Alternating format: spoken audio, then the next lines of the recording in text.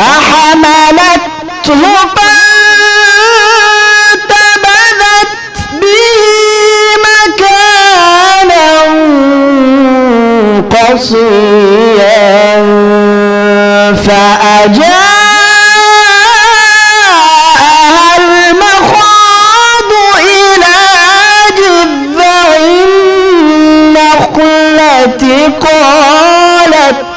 يا ليتني مت قبل هذا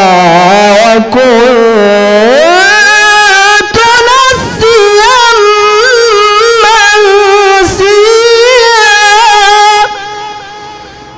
فحملته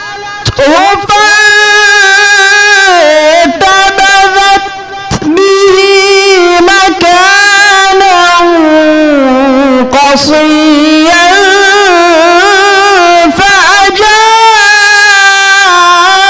فأجاءها المخاض إلى